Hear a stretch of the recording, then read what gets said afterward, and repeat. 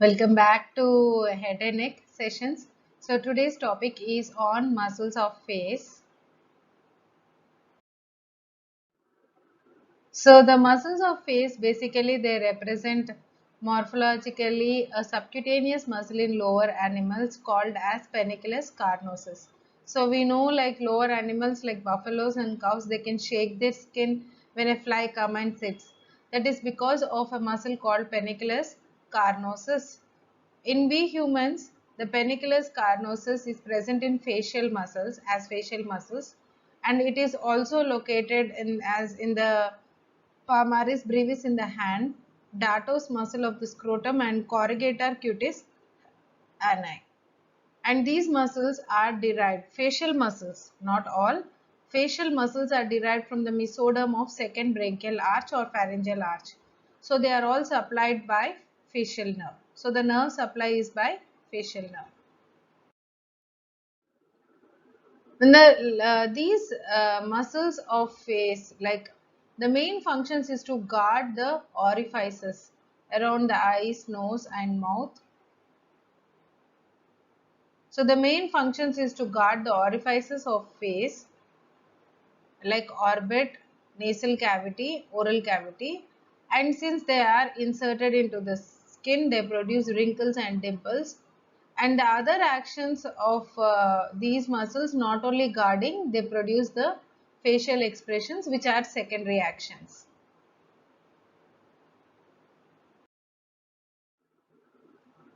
Let's see, start with the muscles.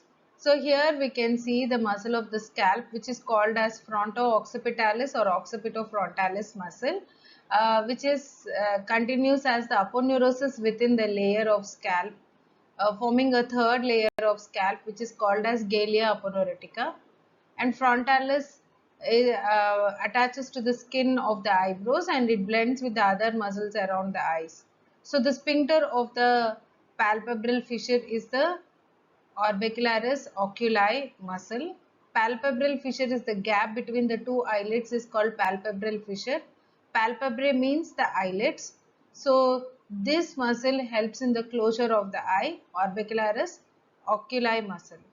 And the dilators of palpebral fissure are, we can see procerus which is present in the bridge of the nose, and deeper there is a muscle called corrugator supercilii, and we can see a muscle from the lateral side of the nose to the upper lip which is called as levator labii superioris aliquo nasi. Levator labii superioris aliquo nasi, and these are the main muscles of eye. So the scalp occipitofrontalis and muscles of the eyelids are orbicularis oculi, then corrugator supercilii which is a deeper muscle present on the medial side of the eyebrow, helps in frowning expression, then levator palpebrae superioris which is an upper eyelid muscle, helps in the elevation of upper eyelid. Though we say it is a part of facial muscles, actually it is a part of extraocular muscles because it is supplied by third cranial nerve, oculomotor nerve. So levator palpebrae superioris is the only muscle which is supplied by third or oculomotor nerve. Remaining all other muscles of face are supplied by facial nerve. And orbicularis oculi has got three parts, that is orbital part, palpebral part and lacrimal part. And orbital part, it is around the margins of the eye and it gets origin from the medial palpebral ligament and adjoining bone, and it sweeps back and inserts into the same medial palpebral ligament. So that is about orbital part, and which helps in the tight closure of the eyes and protect the eyes from bright light and any foreign particles. Next, about the palpebral part. Palpebrae means the eyelids. So the part of the muscle which is present within the eyelids is called palpebral part, and it is getting origin from the lateral lateral of the medial palpebral raphe and inserts into the lateral palp. So from here it gets origin and inserts along the eyelid. It inserts into the lateral palpebral raphe. and action, it helps in gentle closure of the eye. Then lastly, the lacrimal part. The lacrimal part is not shown in this image. It is present most medially, the lacrimal part. The lacrimal part gets origin from lacrimal bone and inserts into upper and lower eyelids. It helps mainly to dilate the lacrimal sac and fill the lacrimal sac with the lacrimal fluid. So that is the reason it called as lacrimal part, and it also supports the lower eyelids. So that is all about orbicularis oculi muscle.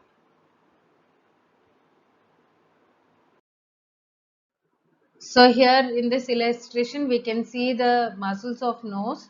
So the muscles of the nose are procerus, which is present here in the bridge, procerus, and nasalis is divided into compressor nares and dilator nares. Compressor nares is the transverse part of nasalis, and dilator nares, which is attached to the ala to the upper lip, called as alar part.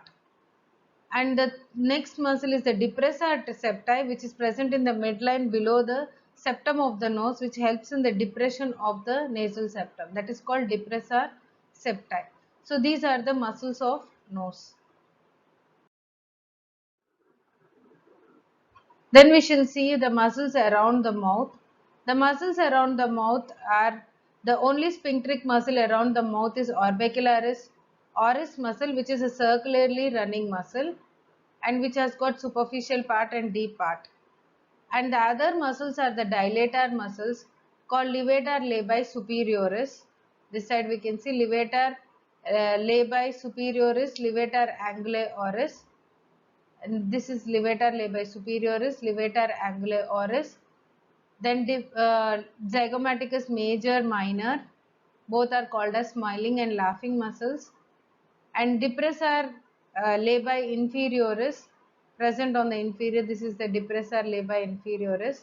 And from the angles laterally we can see the risorius muscle. The risorius muscle continues to form platysma. Risorius is a grinning muscle or it is a smiling muscle.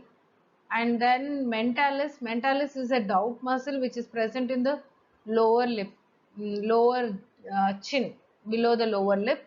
So these are the muscles around the mouth. And there is a muscle in the cheek called as buccinator. Buccinator has got three parts: upper, middle and the lower part. Upper part gains its origin from maxilla above the last molar tooth. Lower part gains its origin from the mandible below the last molar tooth. Middle part gains its origin from pterygomandibular raphe. So we can see the buccinator, upper part from the maxilla, middle part from pterygomandibular raphe, lower part from the oblique line of mandible below the last molar tooth. And we can see the parotid duct piercing the buccinator. So the structures piercing buccinator muscles are parotid duct and also the buccal branch of mandibular nerve. Buccal branch of mandibular nerve is not a motor nerve, it is a sensory nerve which supply the sensory supply to the vestibule and the cheek region. So buccal branch of mandibular, sensory nerve and parotid duct both pierces the buccinator muscle. Here we can see the muscles around the ear. There are three muscles: auricularis anterior, superior and posterior. And these muscles are rudimentary in humans because we can't move our ears.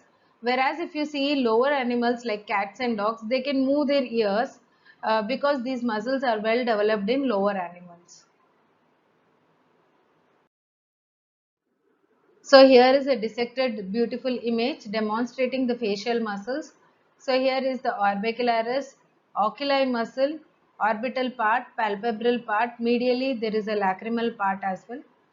And we can also appreciate aliquae nasi, levator labii superioris, and we can see zygomaticus minor, zygomaticus major, and lateral to the angle of mouth, around 1.25 centimeters lateral to the angle of mouth. Most of the muscles interlace with each other here before inserting into the lips, forming modulus. So modulus is a fibromuscular structure which is formed due to interlacing of the muscles present 1.25 centimeters lateral to the angle of the mouth. It is mainly formed by zygomaticus major muscle, risorius muscle, depressor anguli oris muscle, and middle fibers of buccinator, and orbicularis oris as well. So these are the muscles which takes part in the formation of modulus.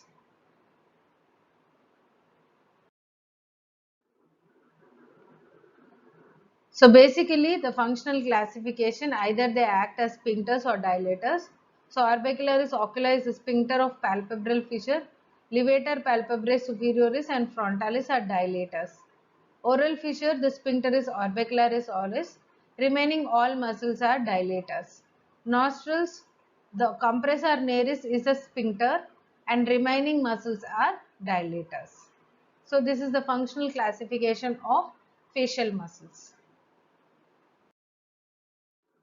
So here we can see the modulus, which is present on each side of the angle of the mouth, here on either side of the mouth to the buccal angle, where it lies around 1.25 centimeters lateral to the angle of the mouth, and it is formed by the interlacing of fibromuscular fibro, fibrous tissue and muscular tissue forming the modulus. It is formed mainly by zygomaticus major, and it is formed by levator anguli oris, depressor anguli oris, platysma, buccinator and orbicularis oris. So these are the muscles forming modulus. Let us understand the blood supply of face. The principal artery of the face is the facial artery, which is a branch of external carotid artery. And facial artery, we can see here, it grooves the submandibular region, grooving the submandibular gland. It winds round the base of the mandible, lies just in front of the anterior border of masseter. So that is the site where we can feel the pulsations of facial artery, just in front of the anterior border of masseter muscle. Then it runs towards the lateral side of the nose, where it divides to form inferior labial branch, superior labial branch, and continues as the lateral nasal and angular artery. So that is about the facial artery. Before entering the face, facial artery also supplies to palate by giving rise to ascending palatine artery, and also it gives rise to tonsillar branch of facial artery. So it lies actually passes deep to the mandible, that is deep to the posterior belly of digastric and stylohyoid muscle, passes deep to the mandible, where it winds round the lower border of the mandible and reaches the anterior margin of masseter, and it runs upwards forwards in the face.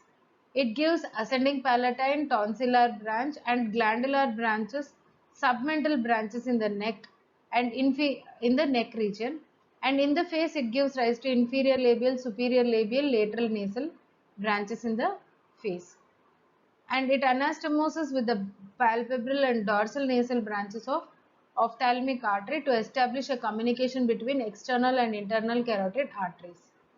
And most importantly, the pulse of the facial artery can be palpated as it crosses the lower border of the mandibular border immediately anterior to the masseter, that is approximately 1 centimeter lateral to the angle of mouth. And apart from facial artery, we can see the transverse facial artery also supplies face. Transverse facial artery is a branch of superficial temporal artery. It is a branch of superficial temporal artery, which is a branch of external carotid. The venous drainage of face is mainly by facial vein, which lies posterior to the facial artery. So you can see here supratrochlear, supraorbital veins joins to form angular. Angular vein continues to form facial, and facial vein in the upper lip region, it is drained by deep facial vein, which communicates with the cavernous sinus by pterygoid venous plexus. So the deep facial vein, which drains the middle part of the upper lip and the lower part of the nose, which is called as the dangerous area of face, because here the deep facial vein communicates with the pterygoid venous plexus. Pterygoid venous plexus communicates with the cavernous sinus, which is a dural venous sinus present inside the brain, by means of emissary veins. So that is the route where the thrombosis can enter from the deep facial vein, or any infection from this area can spread into the cavernous sinus. That is the reason this region is called as dangerous area of face. And apart from the deep facial vein joins with the anterior division of retromandibular vein to form common facial vein, which finally drains into internal jugular vein. And retromandibular vein, we can see the tributaries. So that is the transverse facial veins are present, which are the tributaries of retromandibular vein, which also drains the little part of face. Motor supply, we know all the muscles are supplied by the facial nerve, but the sensory supply to the face, if we say, it is mainly by trigeminal. So the three divisions of trigeminal, that is, one is here ophthalmic division, which supplies the middle part of forehead, the upper eyelids, eyebrows, and the center part of the bridge on the root of the nose. And the remaining here upper jaw is supplied by the maxillary division, and lower jaw is by mandibular division. One point is important to be noted here is about the greater auricular nerve. So just in front of the ear and the angle of the mandible, little part of parotid region is not supplied by trigeminal. The sensory supply is by greater auricular nerve with the root value of C2 and C3. So you can see the root value of C2 and C3 here, supplying the angle of the mandible and the little part of parotid region in front of ear. And remaining face is supplied by trigeminal nerve, that is ophthalmic, maxillary and mandibular division of trigeminal nerve. So that is about the facial dermatomes. Lymphatic drainage of the face. Anterior to the ear, we are having preauricular lymph nodes, posterior postauricular. Preauricular lymph nodes or parotid lymph nodes, they all communicate here, that the submandibular lymph nodes, and the middle part, that is the center part of the philtrum and the lower chin drains into, and even the tip of the tongue, all drains into submental lymph nodes, which are present just below the chin here. Submental lymph nodes. So face has three lymphatic territories. Upper territory includes the greater part of the forehead and lateral halves of the eyelids, including conjunctiva, parotid region, and adjoining part of the cheek, which drain into preauricular or superficial parotid lymph nodes. And middle territory includes the central part of the forehead and medial halves of the eyelids and external nose, upper lip, lower part of the upper lip, middle medial part of the cheek, and greater part of the lower jaw drains into submandibular lymph nodes. Lower territory includes the central part, that is the lower lip, central part of the lower lip and the chin. This part, central part of the lower lip and the chin, drains into submental lymph nodes. All finally drains into cervical lymph nodes, which are around the jugular, so internal jugular, which are called as jugulodigastric and jugulo-omohyoid lymph nodes. So different facial expressions are here, which are caused by different muscles. Frowning is by corrugator supercilii, surprise is by frontalis, horror is by platysma, anger is by dilator nares, sadness is by levator. So frowning, you can see the little boy is bit grinning, risorious, and smiling, zygomaticus, major and minor muscle.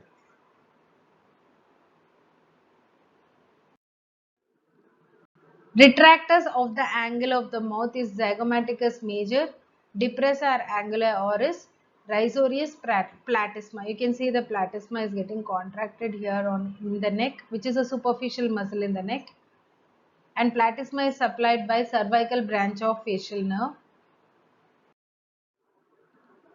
Suppose if there is a damage of 7th cranial, that is infranuclear damage or lower motor nuclear lesion of facial nerve, is called as Bell's palsy. So entrapment of facial nerve in the facial canal after any infection. One side of the face is paralyzed and eye can't be closed. wrinkles disappear on the forehead. So this is the abnormal side, this is the normal.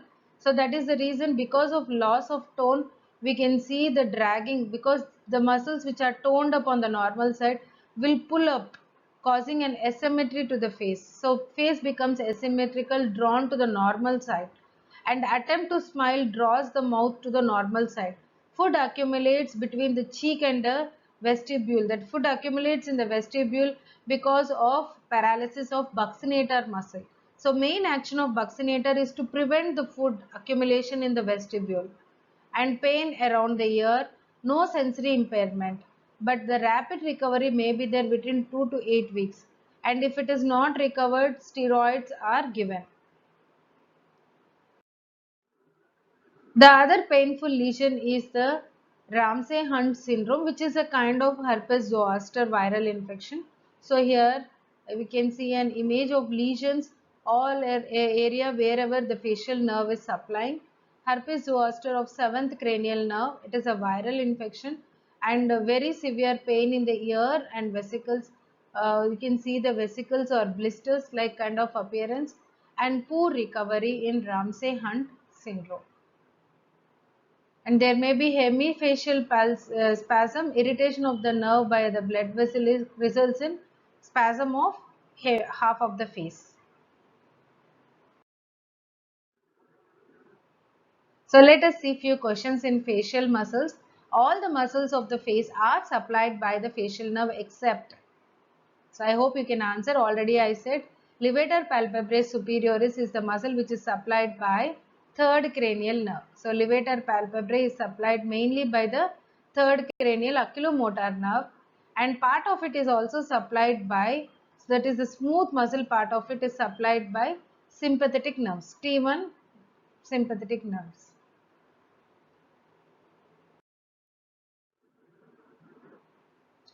The 55-year-old woman presents to the clinic with the left-sided facial drooping. She is unable to move any facial muscles on the left side. When asked to do so, however, all the sensory innervation is retained on the left side. Which of the following muscle functions in closing the eye when blinking? So, which muscle functions for blinking? Orbicularis oculi.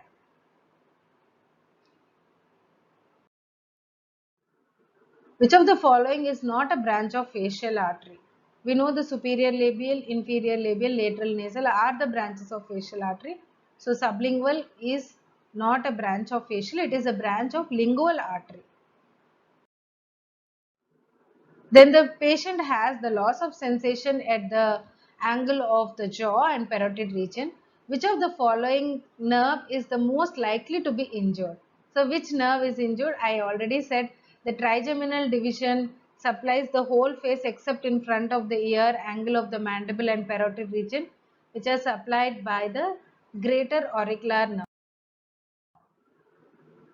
Nerve supply to the tip of the nose is by, so the center part of the nose and the forehead, the middle part, and including the eyebrows and upper eyelids, they are all supplied by external ophthalmic division.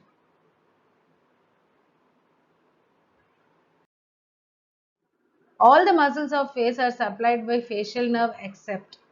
So here again levator palpebrae superioris, we know it is supplied by oculomotor nerve. The lymphatic drainage in the central part of the lip is into submental lymph nodes.